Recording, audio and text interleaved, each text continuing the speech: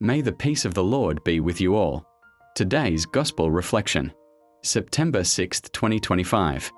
Brothers and sisters, you once were alienated and hostile in mind because of evil deeds.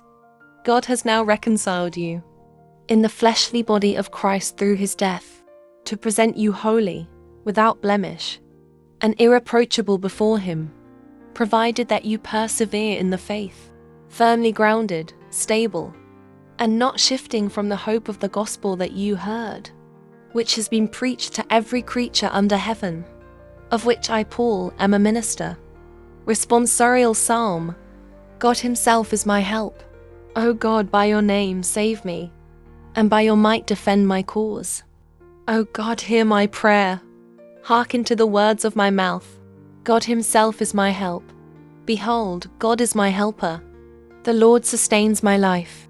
Freely will I offer you sacrifice. I will praise your name, O Lord, for its goodness.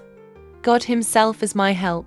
The Holy Gospel according to Luke. While Jesus was going through a field of grain on a Sabbath, his disciples were picking the heads of grain, rubbing them in their hands, and eating them. Some Pharisees said, "Why are you doing what is unlawful on the Sabbath?"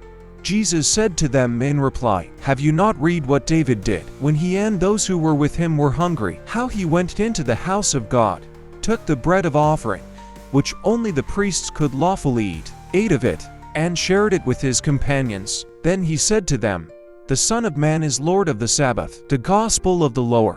Reflection. One Sabbath, as Jesus and his disciples walked through the fields, they began to pick heads of grain, rub them in their hands, and eat. To some religious leaders, this was a violation of Sabbath rules. For them, the day of rest had become so burdened with regulations that even satisfying hunger was condemned. But Jesus turned the situation into a lesson about the true meaning of God's law. The Sabbath was not meant to enslave people under endless rules, but to bring them into rest, renewal, and freedom in God. This story speaks powerfully to us today.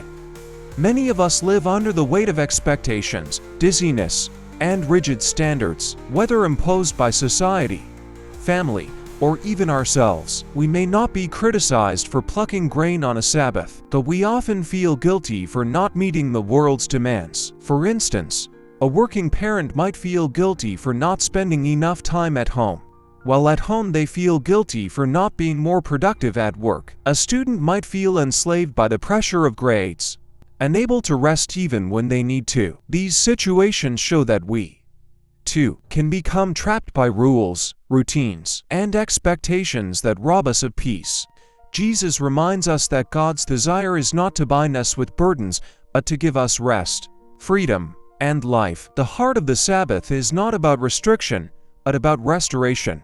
Think of someone who never takes a break from work, constantly glued to emails and deadlines. Their body might keep moving, but their spirit is exhausted. Eventually, the lack of rest shows itself in burnout, frustration, or even physical illness. By contrast, imagine a person who chooses to rest intentionally, taking Sunday as a time to pray, share a meal with family, or simply enjoy creation. That rest becomes life-giving, not only for themselves, but also for those around them. This is the kind of freedom Jesus was pointing to, the freedom to live in bounds, to honor God not just by following rules, but by being renewed in body, mind, and spirit.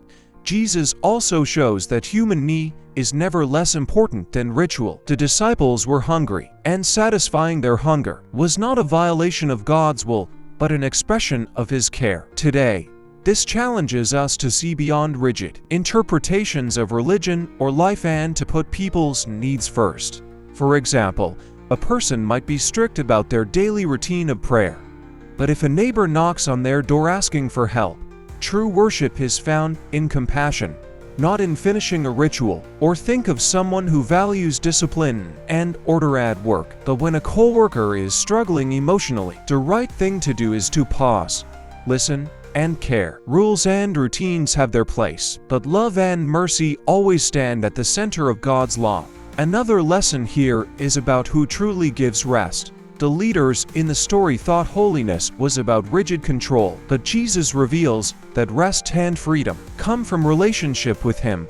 Many people today try to find peace in entertainment, vacations, or achievements, but often the rest they find is shallow and temporary. Real rest comes when we entrust our lives to God, knowing we are loved not for what we achieve but for who we are in His eyes. A heart anchored in this truth can rest even in the midst of chaos. This gospel passage calls us to examine our lives.